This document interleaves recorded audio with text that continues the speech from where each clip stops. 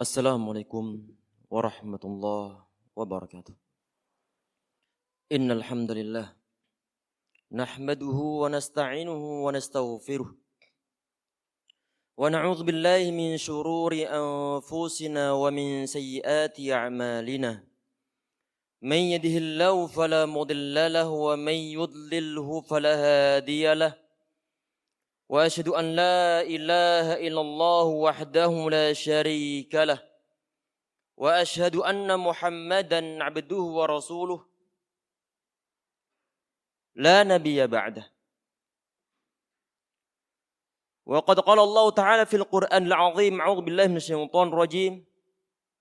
Ya ayyuhalladzina amanu taqullaha haqqa tuqatih wa la tamutunna illa wa antum muslimun.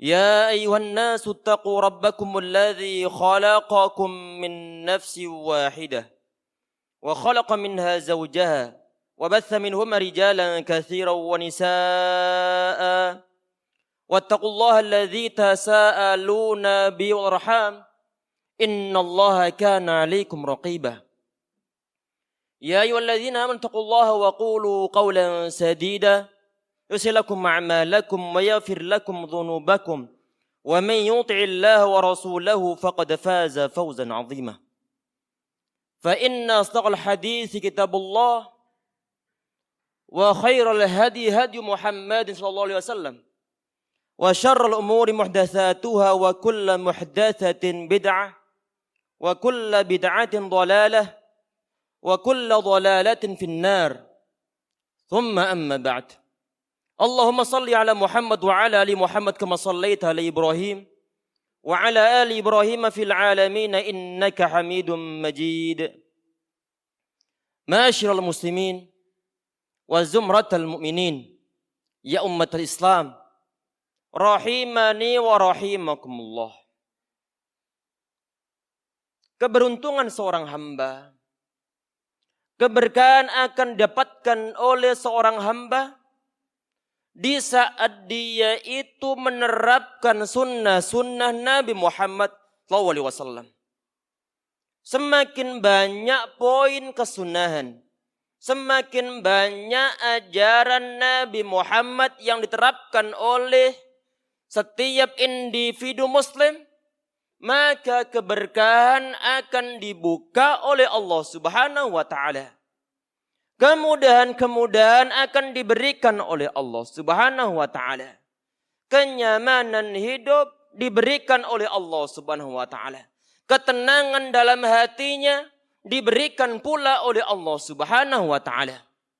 Kata Allah Subhanahu wa Ta'ala dalam Al-A'raf, "Walau anna ahlal qura amanu wattaqau lafatahna 'alaihim barakatim minas sama'i wal ard."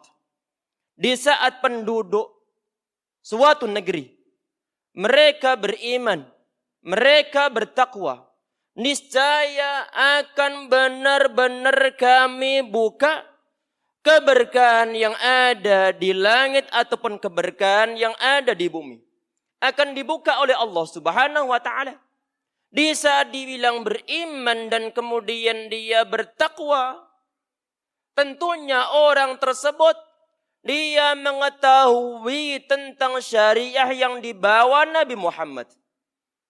Di saat dia tahu, kemudian dia praktekkan tentang kesunahan Nabi Muhammad SAW, maka biasanya ini adalah orang-orang yang bertakwa. Di saat dia menjadi orang-orang yang bertakwa, keberkahan akan dibuka oleh Allah Subhanahu wa Ta'ala. Sehingga jamaah, PR kita saat ini adalah mengetahui apa-apa yang diajarkan Nabi Muhammad. Dan tidak ada suatu cara lain untuk mengetahui apa yang diajarkan oleh beliau, kecuali kita itu mau mendekatkan diri kita dengan majlis ilmu. Semoga Allah mudahkan kita semuanya untuk bermajlis ilmu, mendengarkan firman Allah dibacakan, disyarahi, ditafsiri oleh para ulama-ulama kita, disampaikan oleh para asatidz di zaman-zaman kita saat ini. Begitupun sunnah-sunnah Nabi Muhammad SAW perlu untuk kita ketahui. Di antaranya jamaah sekalian yang ini mungkin diabaikan ataupun dianggap remeh oleh sebagian di antara kaum muslimin. Ada sebagian dan hadis yang sahih bersumberkan sahabat Abdullah bin Salam radhiyallahu anhu.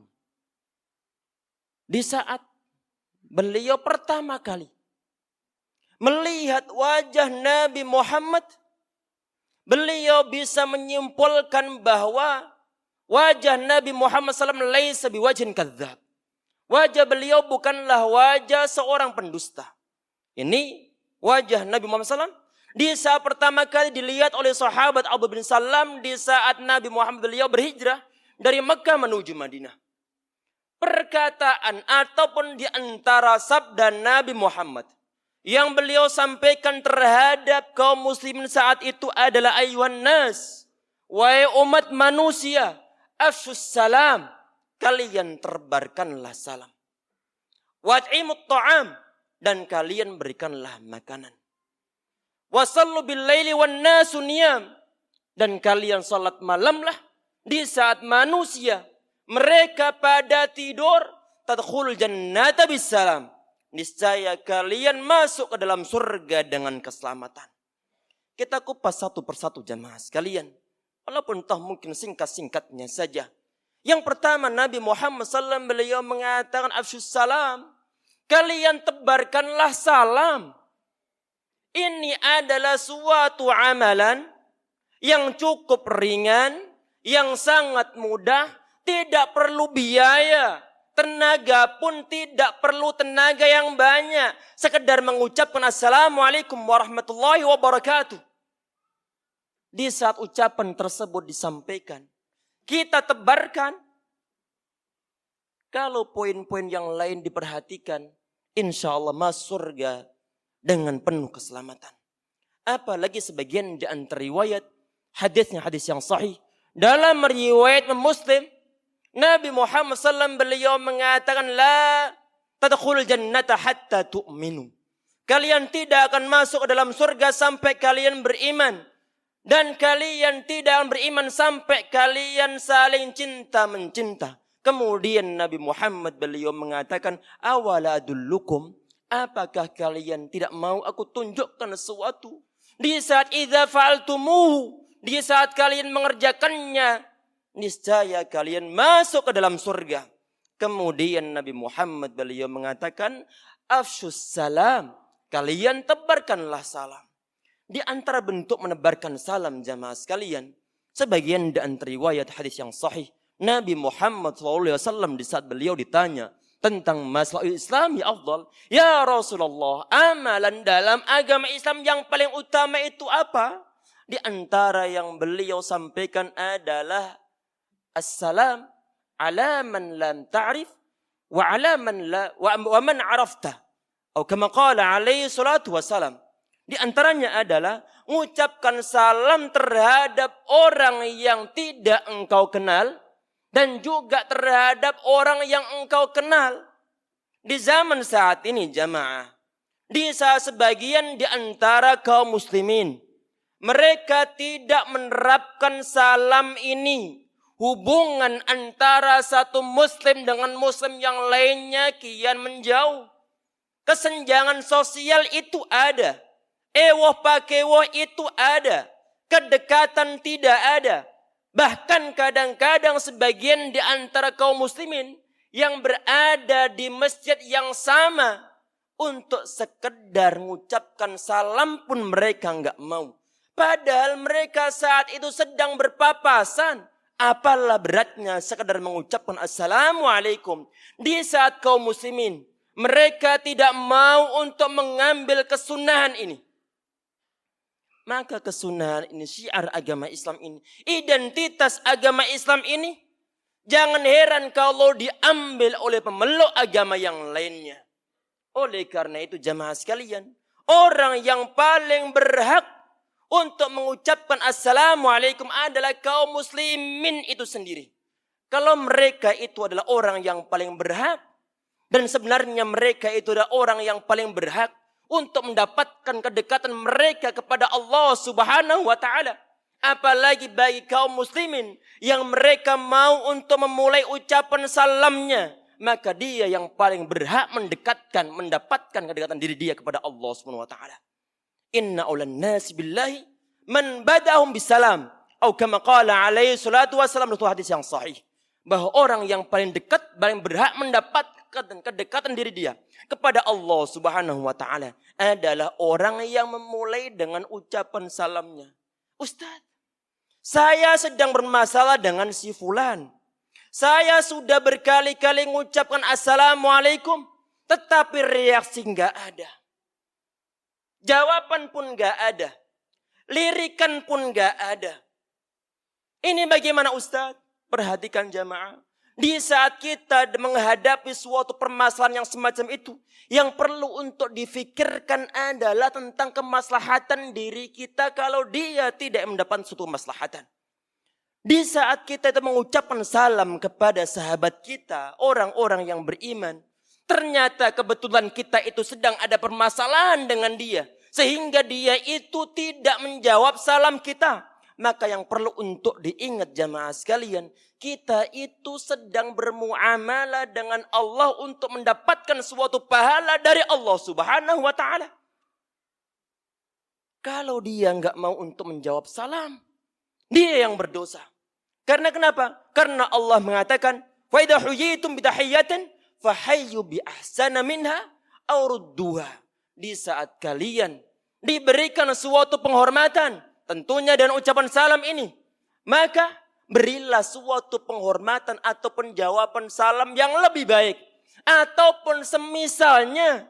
Sehingga para ulama mengatakan bahwa untuk memulai ucapan salam, hukumnya adalah sunnah. Sedangkan untuk menjawab salam, hukumnya adalah wajib. Antum telah mendapatkan suatu pahala di saat mengucapkan assalamualaikum, semoga keselamatan teruntuk kalian. Dan di saat dia tidak mau untuk menjawab salam, berarti dia berdosa. Jamaah sekalian yang insya Allah dirahmati oleh Allah Subhanahu wa ta'ala. Tadi di awal pembahasan kita sampaikan bahwa di antara amal perbuatan dalam agama Islam, yang paling baik itu adalah assalamu ala man ta'rif, ala man lam ta'rif, wa ala man arafta. Ucapan salam yang diberikan terhadap orang yang belum kita kenal ataupun tidak kita kenal, dan juga terhadap orang-orang yang telah kita kenal. Ini hadis jamaah sekalian secara umum. Datang secara umum. Sehingga kita terapkan hadis ini kepada orang-orang yang memang dia itu ada indikasi bahwa dia adalah seorang muslim. Asalkan kita yakin bahwa dia itu adalah seorang muslim, maka hadis ini berlaku bagi kita. Di saat kita menerapkannya, maka kita telah mengamalkan suatu amal perbuatan yang paling baik dalam agama Islam. Ataupun di antara amal perbuatan yang paling baik dalam agama Islam. Cukup simple untuk kita kerjakan. Assalamualaikum. Sudah sangat cukup. Sehingga jemaah sekalian, ucapan salam kita ini jangan hanya ditujukan terhadap orang-orang yang kita kenal saja. Orang-orang yang tidak kita kenal, kita disuruh untuk nebarkan salam oleh Nabi Muhammad SAW. Tadi kita sampaikan jamaah, asalkan kita yakin bahwa si fulan dia itu adalah orang Islam, ada indikasi Islam, maka hadis ini berlaku. Kita perlu untuk mengucapkan salam di saat berpapasan dengan dia. Kalau misalnya ini orang dia bukan orang Islam, dia adalah orang kafir, maka bagaimana? Tidak diperbolehkan untuk mengucapkan salam. Nabi Muhammad SAW, beliau melarang kaum muslimin untuk mengucapkan salam terhadap seorang yang beragama lain. Agama Yahudi, agama Nasrani, ataupun agama-agama yang lainnya. La tabda'ul an-nasara wal yahuda bis salam. Dalam satu hadis yang sahih. Kalian jangan mengucapkan salam terhadap orang Yahudi ataupun orang-orang Nasrani. Ustadz, apakah diperbolehkan kalau sekedar untuk nanya kabarnya bagaimana? Selamat siang, selamat sore. Apakah diperbolehkan untuk sekedar bertegur sapa tanpa ada suatu ucapan salam di sana? Yang difatwakan oleh Syekh Abdul Abbas, Syekhul Islam Taimiyah rahimahullah, diperbolehkan sekedar untuk tegur sapa tanpa disertai dengan suatu ucapan salam. Sehingga jamaah sekalian, ini yang perlu untuk kita ingat. Beda manhaj boleh. Dalam artian asalkan nggak sampai ke level-level kafiran. Dalam artian kita diperbolehkan untuk mengucapkan salam kepada mereka. Diperbolehkan sekedar untuk mengucapkan salam walaupun toh ada masalah antara kita dengan sahabat kita. Dengan sahabat-sahabat kita. Kita diperbolehkan untuk mengucapkan salam dengan orang-orang yang mungkin dia adalah pelaku bid'ah yang tidak sampai ke level-level mukaffirah. Sehingga diperbolehkan, Assalamualaikum Pak, bagaimana kabarnya? Asalkan yakin bahwa dia adalah seorang muslim, silakan untuk diucapkan salamnya. Silakan untuk diucapkan salamnya. Karena Nabi Muhammad SAW, beliau mengucapkan secara umumnya saja. Tidak dipilah-pilah, asalkan yakin si fulan dia adalah seorang muslim, silakan untuk mengucapkan salam. Walaupun toh mungkin kadang-kadang ada beda mazhab, kadang-kadang kita itu beda pemahaman. Ucapan salam, sekadar ucapan salam. Walaupun toh tidak sampai ke level dekat, teman-teman dekat, nggak jadi masalah. Asalkan salam ini tetap untuk perlu dilaksanakan. Ustaz, tadi itu saya punya masalah dengan si fulan. Saya sudah mengucapkan salam. Tapi dia tidak mau untuk mengucapkan salam. Dan dia itu sudah musuhi saya lebih dari 3 hari. Padahal hukumnya adalah haram. Dia berpapasan kemudian tidak bertegur sapa. Sesama orang-orang yang beriman hukumnya adalah haram. Kalau melebihi 3 hari. Sehingga di saat misalnya terpaksa kita ada suatu permasalahan apapun pula. Maka kita itu hanya punya batasan 3 hari. Walaupun toh masalah belum selesai. Salam jangan ditinggalkan. Salam jangan ditinggalkan sambil berproses untuk menyelesaikan suatu permasalahan. Di saat bertemu dengan mereka ucapan salam jangan sampai ditinggalkan. Jamaah sekalian insyaallah dirahmati oleh Allah SWT. Tadi Nabi Muhammad SAW beliau nyuruh merintah umat Islam untuk mengucapkan salam. Dan di antara bentuk pengamalannya sampai beliau menurut sebagian di antara hadis yang sahih Nabi Muhammad beliau mengatakan idza laqiya ahadukumul muslimah atau akhul muslim. Di saat salah seorang di antara kalian bertemu dengan saudaranya yang muslim. Kemudian mereka fasallim alaih. Maka hendaklah dia mengucapkan salam kepada saudaranya tersebut. Dan di saat idza halat bainahuma. Dan di saat antara mereka berdua terpisah dengan ada syajaratun. Au jidarun. Au hajarun. Thumma laqiyahu. Falyusallim alaih. Mereka di saat bertemu mengucapkan salam. Kemudian mereka berpisah. Terpisah dengan adanya tembok. Dengan adanya pohon. Dengan adanya batu. Kemudian mereka bertemu lagi. Maka hendaklah dia mengucapkan salam. Dan inilah termasuk di antara as-sunan al-mahjurah. Sunnah-sunnah yang ditinggalkan ataupun tidak dipraktikkan oleh kaum muslimin. Sehingga di saat kita bertemu dengan sahabat kita. Kemudian mengucapkan salam. Kemudian berpisah sebentar. Ketemu lagi. Dan dia tidak mengucapkan salam. Tentunya akan banyak kebaikan yang tidak bisa kita dapatkan. Dalam masalah ini Syekh Utsaimin rahimahullah. Beliau mencontohkan untuk praktek. Di zaman saat ini diantaranya. Adalah di saat ada orang dia nerima tamu. Awal-awal tamunya dia sudah mengucapkan salam. Kemudian dijawab oleh tuan rumahnya. Dan di saat tuan rumah dia masuk ke dalam rumahnya. Ke ruang yang lainnya untuk mengambil suguhan misalnya. Maka di saat dia balik ke ruang tamu pun disunahkan untuk mengucapkan salam. Sehingga ucapan-ucapan amalan-amalan yang bersifat simpel ini. Kalau tidak dipraktikkan maka kebaikan-kebaikan ajaran Nabi Muhammad SAW kian lama akan kian menipis. Taib, itu poin yang pertama. Yang kedua jamaah sekalian, tadi Nabi Muhammad beliau mengatakan at'imut ta'am. Kalian berikanlah makanan.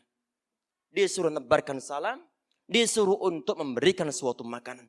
Dan di sini pun Nabi Muhammad SAW beliau tidak membatasi berapa jumlah kuantitas makanan yang dia berikan terhadap orang lain. Sehingga kalau toh misalnya antum sekedar memberikan 1 butir anggur, 1 buah pisang goreng yang antum share kepada teman yang lagi nongkrong di situ, maka masuk dalam poin ini. Orang yang nerima kebaikan, Orang yang nerima makan walaupun toh mungkin cuma simple ini. Jangan sampai dia itu meremehkan pemberiannya. Karena ini si fulan, dia sedang praktek kesunahan Nabi Muhammad SAW. Sehingga sebagian di antara hadis yang sahih, Nabi Muhammad beliau mengatakan, ya nisa'al muslimat. Wahai kaum perempuan yang muslimat. Ini berlaku untuk kaum laki-laki dalam masalah ini. La tahqiranna jaratun li jaratiha. Wala firsina syah. Janganlah sampai seorang tetangga meremehkan pemberian tetangga yang lainnya. Walaupun toh mungkin cuma telacak ataupun satu buah kaki seekor kambing. Pemberian yang diberikan kepada orang lain, penerimanya jangan sampai meremehkan. Karena itu adalah suatu kebaikan. La tahqiranna bil ma'rufi syai'a. Janganlah sekali-kali kalian meremehkan kebaikan walaupun toh sekecil apapun pula. Ada kebaikan tentang masalah menerapkan sunnah Nabi Muhammad SAW. Ada kebaikan yang berkaitan dengan mau berbagi terhadap orang lain. Walaupun toh kadang-kadang sesuatu yang sangat sederhana. Walaupun sederhana, di situ ada suatu nilai sunnah. Ada keberkahan yang akan diberikan oleh Allah Subhanahu wa taala. Yang ketiga secara singkatnya adalah wasallu billaili wan nasu niyam. Kalian salat malamlah sedangkan manusia mereka pada tidur. Ini beratnya bukan main. Beratnya bukan main, tetapi bagi orang-orang yang mendapatkan taufik dari Allah Subhanahu wa taala, insyaallah secapek apapun pula dia, insyaallah bisa bangun malam. Dan semoga kita semua dimudahkan oleh Allah Subhanahu wa taala untuk beribadah malam, untuk beribadah setiap waktu, untuk beribadah menjalankan kewajiban, menjalankan sunnah-sunnah Nabi Muhammad SAW. Kalau 3 poin ini dilaksanakan, menembarkan salam, kemudian memberikan suatu makanan, kemudian yang terakhir tadi salat malam di saat manusia mereka tidur, tadkhulul jannata bisalam. Maka kalian masuk surga dengan penuh keselamatan. Sebagian di antara penjelasan para ulama tentang masalah tadkhulul jannata bisalam, kalian masuk surga dengan keselamatan, di antara mereka menjelaskan bahwa orang ini yang melaksanakan 3 hal ini, dia itu masuk surga tanpa mampir terlebih dahulu ke dalam neraka. Semoga kita termasuk di antara bagian hamba-hamba Allah Subhanahu wa taala yang gigih dalam melaksanakan sunnah-sunnah Nabi Muhammad SAW. Dan langkah pertama untuk menerapkan kesunahan adalah silakan untuk hadir dalam majlis ilmu sehingga poin-poin ajaran Nabi Muhammad SAW kita bisa mengetahuinya, dan kita berharap dan kita berdoa semoga kita bisa mengamalkan setiap detik, setiap langkah, setiap poin syariah yang diajarkan Nabi Muhammad SAW. Barakallahu li wa lakum fil Qur'anil azim wa nafa'ani wa iyyakum bima fil ayati wa dzikril hakim wa taqabbal minni wa minkum tilawatahu innahu wal ghafurur rahim. Alhamdulillahil ihsani wa syukru lahu ala taufiqi wa amtinani wa asyhadu an la ilaha illallah wahdahu la syarika lah ad-da'i ila ridwani. Tsumma ma ba'd. Khutbah yang kedua, kita gunakan berdoa kepada Allah Subhanahu wa taala. Semoga Allah mudahkan segala urusan kita. Semoga Allah jaga bangsa Indonesia dari segala mara bahaya yang mengancam dari dalam ataupun dari luar. Dan semoga Allah berikan setiap pemangku jabatan untuk menjalankan segala amanah yang ada di pundak mereka semua demi kemaslahatan kita bersama insyaallah. Dan semoga hal-hal yang buruk kian lama kian tersingkirkan insyaallah. Dan semoga Allah Subhanahu wa taala memudahkan langkah kita untuk mengamalkan setiap apa yang diajarkan Nabi Muhammad SAW. Dan semoga Allah ampunkan segala kesalahan guru-guru kita, orang tua kita, kesalahan diri kita pribadi, dan semoga Allah menerima segala amalan ibadah kita semua. Amin ya rabbal alamin. Allahumma ighfir lil muslimat wal mu'minina wal mu'minat al ahya'i minhumul amwat innaka sami'un qaribun mujibu da'wati ya qadiyal hajat. Allahumma ansur ikhwan al-mujahidin Filistin ya rabbal alamin. Allahumma thabbit aqdamahum wansur ma'ala a'daika a'daim ajma'in. Allahumma inna nas'aluka al-huda wat-tuqa wal-afafa wal-ghina. اللهم يا مصرف القلوب صرف قلوبنا على طاعتك. اللهم اكفنا بحلالك عن حرامك واغننا بفضلك عن من سواك. اللهم اجعل القرآن العظيم ربيع قلوبنا ونور صدورنا وجلاء أحزاننا. اللهم علمنا منه ما جهلنا وذكرنا مما نسينا وارزقنا تلاوته على وجه الذي يرضيك عنا يا أكرم الأكرمين. اللهم اشف مرضانا ومرضى المسلمين. اللهم اشف مرضانا ومرضى المسلمين.